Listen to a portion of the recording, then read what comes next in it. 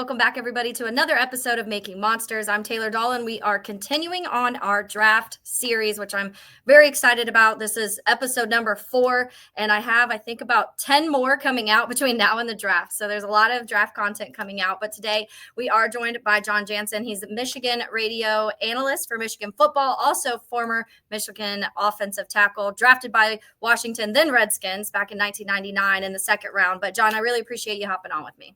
Taylor, it's great to see you. Thanks for having me. Of course. I know I chatted with you yesterday on Helmets and Heels and really good stuff out of there. So I appreciate that. And I appreciate you coming back on to talk about a totally different team. One you may be a little even more familiar with because of the Detroit and Chicago connections there. But let's start with Mason Graham. I realistically don't see Mason Graham making it to the 10th pick to Chicago, but because I think a lot of that chatter is him being a top 5 pick. Looks like the Jaguars are really focused on him. Does that mean that's happening? We don't know. But I want to start a little bit with the versatility of him. And that's what I asked you first yesterday on Helmets and Heels. But I think it's really important because I think that when we're seeing some of these defensive linemen and how now defensive coordinators are scheming some of this stuff up, a guy like Mason Graham, I think, would be a perfect fit for a lot of people because of his versatility, because of his ability to play so many multiple techniques. But I want to hear from you. Where do you think Mason Graham has that best fit? Where do you think at the NFL he could play at his highest level? I think he's a good fit for almost any defense as long as he's not going to line up head up on the center. Not that he can't do it. I just don't think it's a great fit for him. So you put him at a shade nose on either side. You shade him on the guard. And he's a guy that's going to do a great job of using not only his leverage and his body weight and the strengths that he has, but he's also, with the wrestling background, is going to do a great job of using that guard or that center's body weight against them as well, which it makes him a little bit unique. And that's kind of the goal every time when a defensive tackle or a nose guard is going to try and shed blocks, is going to try and make plays in the backfield, is to do that. He just does it so instinctually that it's not something that he's got to continue to train or develop. So he does a good job of shedding blocks, moving laterally and getting penetration, whether it's right off the snap or, like I said, engaging in a defense or in an offensive lineman and then getting able to make a move off of that. Yeah, and I think that is kind of what we're obviously Chicago would love somebody like that. We look at the interior and we like Andrew Billings, we like Javon Dexter, but there's still some, I think, upgrades that could be made in the middle. The lack of penetration in the middle, the lack of sacks and pressures from the middle of Chicago's line in recent years has been a major factor. I think that has kind of trickled into some of the other areas that then get affected. The secondary, who I like the Bears secondary, but when they're having to cover wide receivers for 6 seconds, it becomes impossible if those guys aren't getting pressure up front. But I did want to ask, one of the biggest things, talking points for a lot of people, is that height. And is that going to affect him at all at the next level? Everybody I talk to pretty much says no, watch the tape. And I feel like you share similar sentiments to that. I do. I mean, ask anybody if Aaron Donald's height affected him. And they'll tell you, no, that wasn't a major issue. So guys, either they play football or they can't. Turn the film on and you watch him go against, 6'6", 320-pound offensive lineman or bigger, and he handles it. And I mentioned this to you yesterday. You turn on the film, not just this year against Ohio State and some of the games that he had, go back to the season prior against Minnesota. I thought that was one of his best games. He was playing in that game. I think he had missed one game because of a hand or something, was still playing with it. And he's going against a very big offensive line, not necessarily an athletic offensive line, but a lot of size. When you can match up with those guys, and you can match up then against some of the quicker offensive lines that are running zone schemes, that's why I think he is so versatile. It's not just the position, but the schemes that he can play against and be effective against, especially in the NFC North when Detroit, right? You've got the two-headed monster in the backfield, and you've got to be able to stop the run. And then you go up to Minnesota, and they're going to be tossing the ball around a lot, and you got to get after the quarterback. It's a division that is very competitive, and the up front on both sides of the ball, but especially defensive line, you're going to have some playmakers. Yeah, I think everybody in the NFC North is looking at this like, how do we bulk up these defenses? Because there's weapons everywhere when you look around that division. And so I want to slide over to Kenneth Grant because, like I said, I don't think that Mason Graham will be there. You mentioned maybe a trade up. I don't know what the Bears are thinking in that aspect, but Kenneth Grant is someone that obviously I do think the Bears could get. Depends when they want to snag him, how late he will be available, or there's a lot of kind of back and forth of where he will be, but he's honestly one of my favorite players as I've kind of watched this last couple years. And last year after the draft, John, we did a list of 5 players we were most excited to watch in college football for the 2024 season. And Grant made my list during that time. And so I do think that he's one of those guys, when you talk about a nose tackle, people just kind of think they're like space eaters. But to me, there's a lot more mobility in what Kenneth Grant can do on the line. And that to me is what kind of fascinates me and intrigues me of what he can do at the next level. Some of the assets that he brings is, I mean, just pure size, speed, quickness. It's not as polished as a Mason Graham, so there's still some development that needs to happen. But the ceiling is extremely high. You turn on the film. I mentioned it just a couple of years ago. He's running down running backs for Penn State, 25 yards down the field. Not a lot of defensive tackles are going to have that skill set. And when you watch him play, he is a guy that he's not as much of a penetrator as a Mason Graham. He's more a line of scrimmage type of guy. But when he makes that switch from run to pass, and because he's got the mass just to be able to eat up a double team and let other defensive linemen or linebackers make plays, he does a great job of making that transition. And if he doesn't get home, he's got, I mean, he's 6'5", the reach is there. He could bat a lot of balls down. So he affects passing lanes as much as he does affect the quarterback if he actually gets home for a sack. Yeah, which is, I mean, I feel like that's one of the things you look for in some of these defensive players too, are finishing the plays. We see the guys that have that initial contact, but maybe aren't completely finishing the entire play or playing to the whistle. We talk about that term a lot. When it comes to Kenneth Grant, I feel like one of the things you talk about, not really that penetration guy, but I do feel like if it's something that a team, whoever drafts him, if they can develop that pass rush and kind of focus on that and really hone in on him getting those interior pass rushes, I feel like he'll be one of these players that we're talking about for a while, especially on the inside of defensive lines. Yeah, and for him, he's got all the physical traits that you would want. And honestly, I mean, if you were to draw up a defensive lineman and say, I want size, I want speed, I want quickness, I want reach, I want power, you'd pretty much come close to Kenneth Grant. Now it's just a matter of polishing all of the rough edges. And if you're going to have a defensive line coach that's a technician, that's really where he needs to go, is to somebody that is really going to hammer home technique all the way from what type of stance do I want to be in at a 3 technique? Does it change? And it will change if you're at a 2-eye or if you're somewhere on the center. All of those different things change a little bit of how you even start a play. What type of steps do you take? All of that is where Kenneth Grant needs to take the next step. The use of hands. He's got great physical talent. Now he just needs to be trained to unlock all of that talent. And if he ever gets there where it's all unlocked, look out NFL, because he could be an absolute beast. Yeah, and we talk a lot about the conversation this last offseason for the Bears now, obviously, is because of the new coaching regime. And we talk a ton about Dennis Allen defenses. That's what now the last couple months of how it's going to shift from what Matt Eberflus liked and kind of his mentality on defense and how Dennis Allen treats things. Dennis Allen is definitely more of the bigger linemen. He likes the big burly guys. He likes the Cam Jordans and stuff like that. That is something that we talk about a lot, rather than Eberflus, I think, did like a little bit maybe more of the athletic guys. He was about the hits principle was his thing. And so I'm interested to see exactly how they address the line in general, because everybody I've talked to who talk about Dennis Allen defenses talk about how important the interior pass rush and how that affects everything he does schematically. Yeah, I mean, the whole goal for Dennis is you've got to be able to push the pocket. And centers and guards, they're going to handle the depth of that pocket for the quarterback. The width of the pocket is all going to be handled by the tackles and those edge rushers. So if you could collapse the width of it with some of those athletic guys like a Montez Sweat, we know he can do that.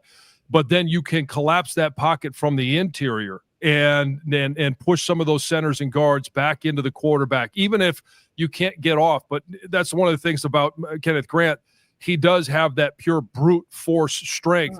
And, until he, polishes some of those pass moves, he can just simply bull rush some guys put him on the toes of the quarterback. Now all of a sudden you're starting to affect it in a much different way. So I see him fitting into a Dennis Allen defense extremely well. You mentioned it, right? At 10, that's probably way too high, and it's probably too low for a Mason Graham. But at 39, if Kenneth Grant were to fall out of the first round, I wouldn't be surprised to see the Bears, nab him there or even trade up, earlier in the second round to try and get him. Yeah, and that's what we've been trying to connect is that fit for Dennis Allen, because I've talked to some people who say, like a Zach Bond, for example, you see him in New Orleans just not quite work out because he didn't fit what Dennis Allen liked. Dennis Allen, his type of players are so important to what he does defensively. I think somebody like what we've seen with Brian Flores in Minnesota is very similar.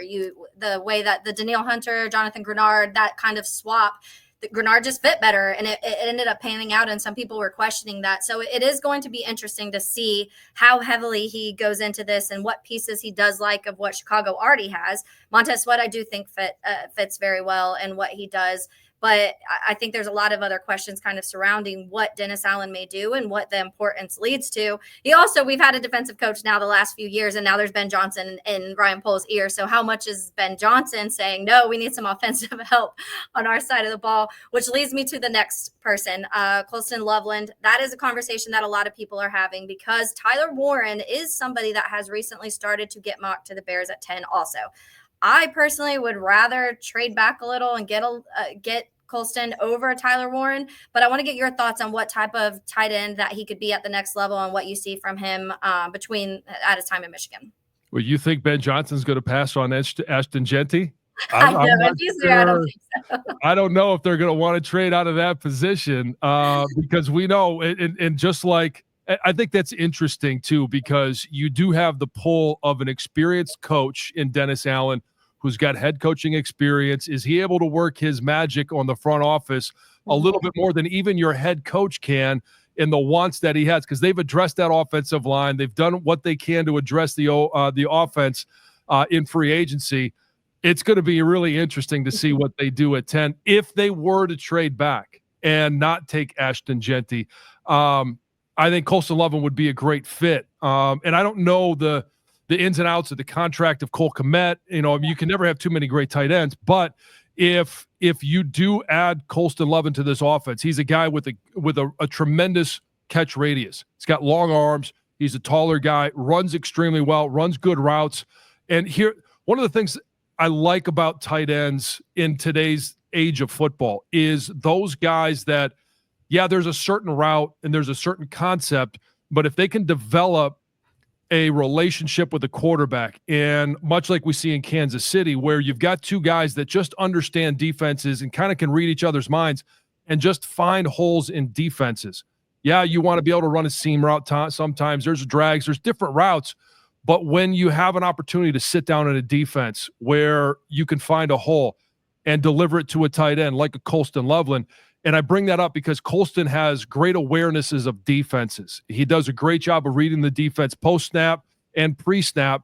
And I think it really adds to his value of being able to do that. Now, obviously with Caleb Williams and a young tight end like a Colston Loveland, I mean, that pair could be together for a really long time. And that's where you start to develop the same thing that they have going with Kelsey and Mahomes. Yeah, and that's what I'm a Cole Kmet fan, so I'm not super high on the tight end, but it's obviously in the conversation because it is a new offensive regime, and we always have those conversations, John, of when the new regimes come in, they're not attached to some of these players. They didn't draft these players, so maybe there is, depending what they think. And I do want to go back to that Ashton Jeanty conversation a little bit. That is a big one. If Ashton Jeanty in some way also is there at 10, do they take him? I would say yes. I feel like he's just one of the players, the playmakers that a guy like Ben Johnson wouldn't want to pass up on. But I do want to go back to, especially since you're close to the Detroit Lions situation too, the DeAndre Swift, because it seemed like when Ben Johnson was working with DeAndre Swift, his snaps started getting limited. Then he was kind of shipped away. So it's interesting that now we're seeing this dynamic where they're back together, but that makes me feel like we are going to see a running back in this draft. I think you will. And it's just going to be a matter of, and I don't pay much attention to the mocks. I know that there's been a lot of talk about Ashton Jeanty at 10 to the Bears because of Ben Johnson and Jahmyr Gibbs the way that they did it here in Detroit. But they didn't do that until what was the second or third year. It was all about building the offensive line. And I know that they have added, they completely revamped the interior of that offensive line, which they needed to do.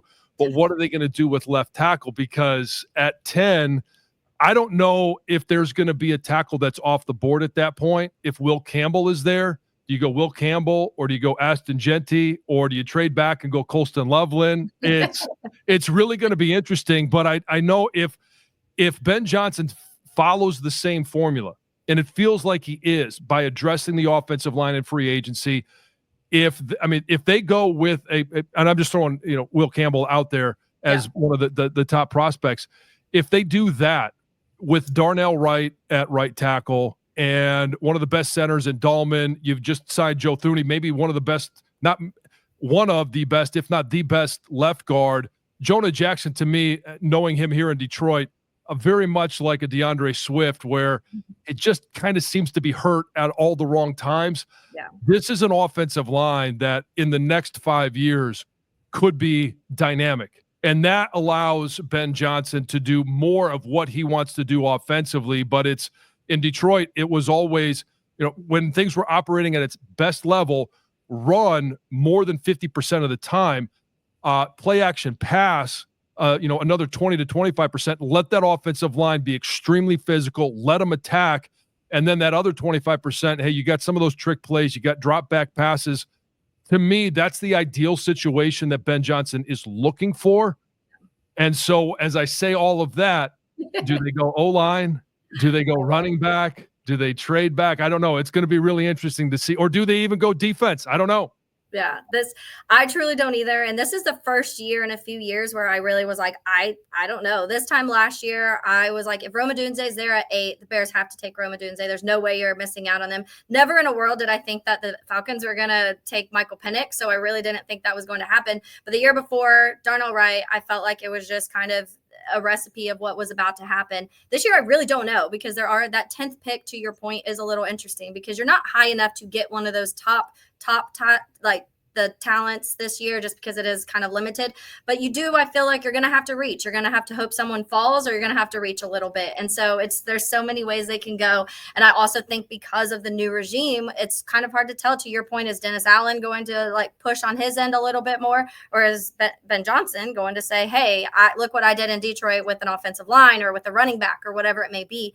But I do think one of the things that Ben Johnson said in one of his pressers this offseason was that when he's kind of scheming up things offensively, he said he likes to show 14 different things but plan for 4.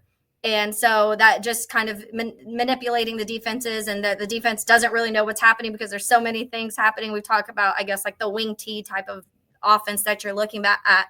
But I think that is going to factor so much into the offensive line. And to me, everybody I talk to, when you do talk to somebody that has a Will Campbell or a Kelvin Banks or one of those tackles that are supposed to be higher up, they all say it's really hard to think about a Ben Johnson offense and not say you could get your left tackle for the next 10 years to protect Caleb and pass up on that. I 100% agree. And I mean, you're talking personnel groups, you're talking formations, motions, all of those things is what Ben Johnson wants to do. But the 5 guys that aren't moving, the 5 guys that are going to be there on every snap, is that offensive line. That's the one constant that no matter what you draw up, they're all going to be there. So is he going to focus on making sure Caleb Williams is protected, that whoever that running back is going to be able to run effectively to make it even easier on the rest of the offense?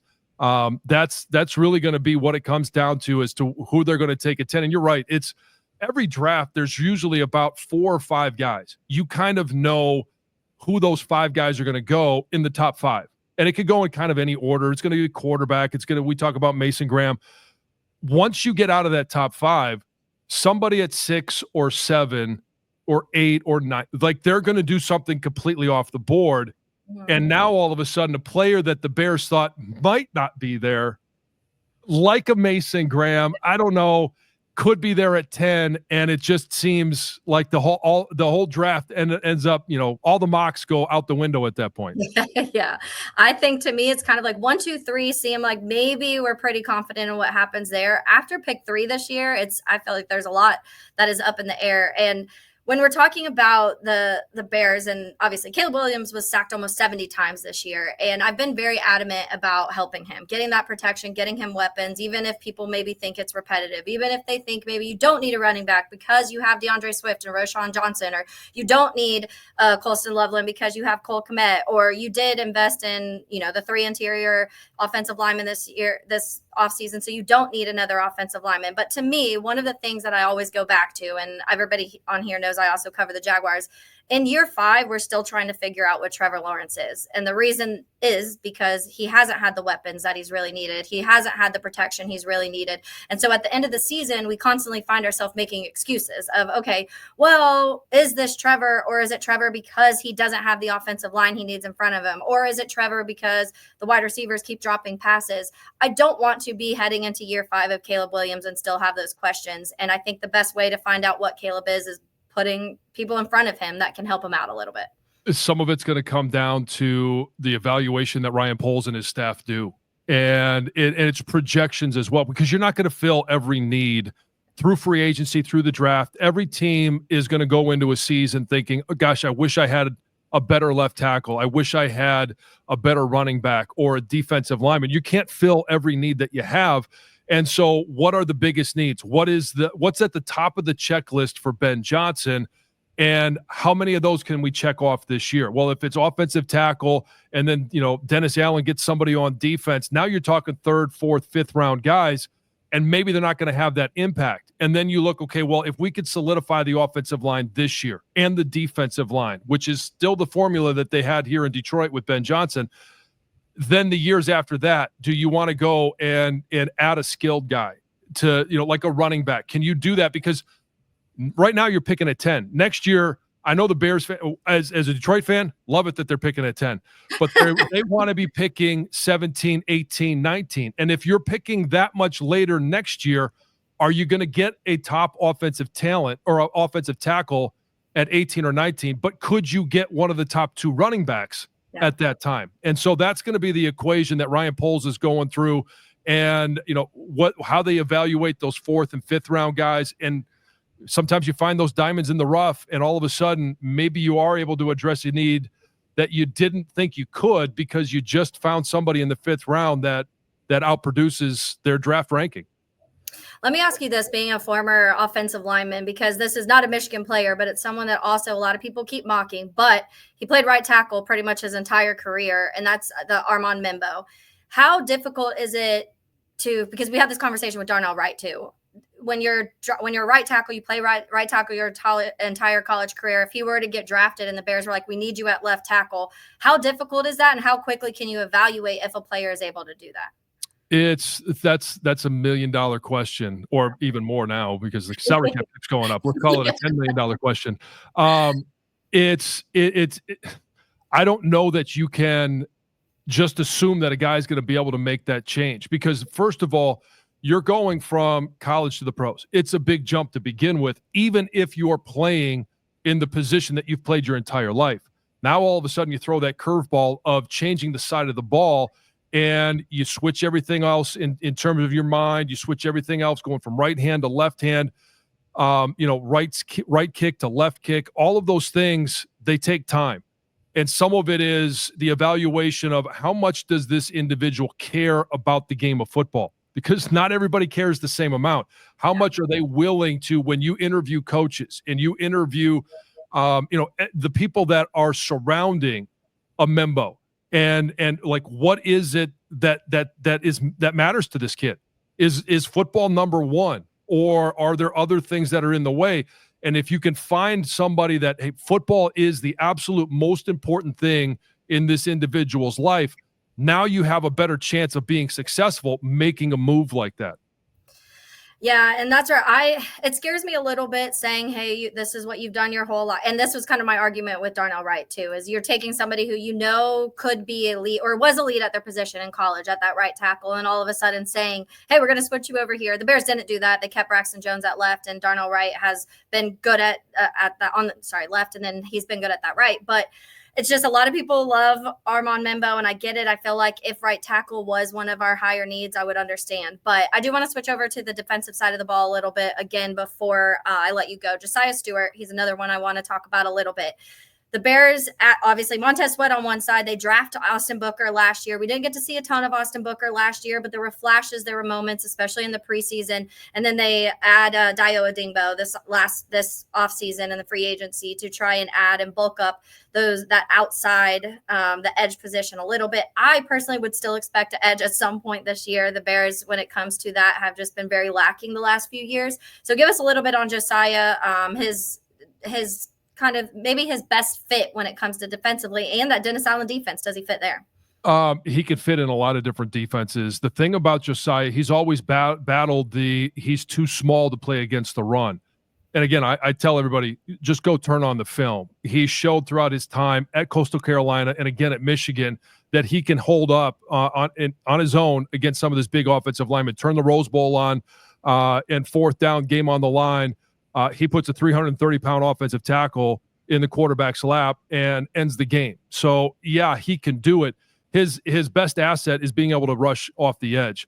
Yeah. But the issue for the Bears, and everybody can wheel and deal, and they can, you could trade back, you could trade up. Their third-round pick is 8th. And if they don't take him there, he's not going to be there in the 5th round when they pick again. So they're going to have to make that decision. Is he a guy that we believe can really add to this defense coming in as, I don't want to say a pass rush specialist, because he can be much more than that. They've used him to drop in the flats and do different things, but he's really going to be early in his career, 2nd and long, 3rd and long, passing situations type of asset until defenses and defensive coaches get a little bit more comfortable with his ability to defend the run. Yeah, and I think that was also one of the concerns last year of Chicago too at certain moments, especially when Andrew Billings went out. And Ben Johnson spoke on that himself, of saying the moment Andrew Billings wasn't there, we could run the ball all over Chicago. And that's kind of, you lose one player and you want to be able to eliminate that. You want to be able to eliminate, you lose one player and your entire defense starts to fall apart. So that's why I still have been pushing pretty hard about that defensive line and fixing that, because it's just, especially in, again, NFC North, the weapons in general, the running backs that are in the North, the receivers that are in the North, you have to be prepared for all of it. And so it's very, the trenches in general for me are still very, very high. I would be mad if they went like offensive line, 2 defensive linemen, 1 offensive lineman in those first few picks, because it just feels like that has been one of their biggest areas of concerns. And you watching them, I'm sure that's something you see when you play Chicago, something other teams have been able to take advantage of. Yeah. And my theory on football and just the success of teams is not that different. It's a little bit less complicated because I'm an offensive lineman. I like to be straightforward. It is, hey, you got to have a quarterback. It's a passing league. You've got to be able to protect said quarterback. So you better secure that offensive line. And then on the other side, you better be able to get after somebody else's quarterback. So if you can address those things, and I know Caleb Williams, they addressed it with him last year. Now you've got to protect him, and you got to get after that other quarterback. So that's really where I see, Chicago. I think they go offensive line. I know nobody wants to hear it. It's not the sexy pick, especially if you did it a couple of years ago, but it's what Ben Johnson believes, or at least I believe he believes. And it's what creates success at this level. And you've got to be able to control the ball offensively and get after quarterbacks. I mean, what was the reason that Patrick Mahomes lost his last 2 Super Bowls? Yeah. It's because Tampa got after him and Philly got after him. Yep. Yeah. And that's what it's funny, because all year people will complain. Bears fans will be like, this line, Caleb doesn't have time for anything, or we can't run the ball. And then when it's time to draft an offensive lineman, they're like, no, we can't draft an offensive lineman. But yeah, so it'll be, I truly, again, like you said, no idea what they'll do at 10. It's going to be a big mystery, but I am with you in the trenches world in general, but I am still all about the offensive lineman. I don't think we talk enough about the offensive lineman in general, but I really appreciate your time, Jon. This was fun. before I let you go, because I feel like people may be mad at me if I don't at least say a little bit about Will Johnson, because I don't think the Bears go corner, especially as high as Will may go. We've started seeing them slip a little bit, but with Jalen Johnson and Kyler Gordon and Tyreek Stevenson, I really don't see a world where they're going that high with the corner. But there has been a little bit of concerns here or there. He started to drop a little bit, but tell us a little bit about Will Johnson. Will's athletic ability is, it's on full display when he's on the field. He had a couple of pick sixes this year. His ability to recognize and execute defensively and his coverage ability, especially in this conference, when you're trying to defend Amon-Ra St. Brown or a Justin Jefferson, you got a lot of different styles and you got a lot of really good receivers.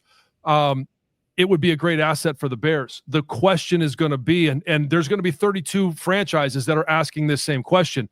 We got to play 17 games. We're hoping to play another few more in the postseason and win a Super Bowl. How many of those games will Will Johnson be available for? Because he wasn't this year. I don't think he's played a healthy season at Michigan. So that's really going to be the question. And what were the extent of those injuries? Are they ones where, maybe modern medicine and, could have helped out a little bit and you could have been on the field? What's the willingness? And I don't know the answer to those questions. The only one that does is Will Johnson. What are those interviews and how does he answer those questions? His medical staff, the agents, how do they address those? That'll determine really where Will Johnson goes and how far he either goes up draft boards or falls down draft boards. Yeah, the Bears secondary, I think has the potential to be one of the better ones in the league, but injuries have been kind of an issue. Offensive line too, but so you do want to bring someone in here, obviously, who you at least hope can stay on the field because availability is the best ability, as they say. But Jon, I really appreciate it. I know we'll see how this kind of all shakes out. If it ends up being Mason Graham somehow at 10, I think a lot of people would be pretty ecstatic in Chicago. But I appreciate your time and I hope you have a good rest of your week. Taylor, thanks a lot for having me. Yeah.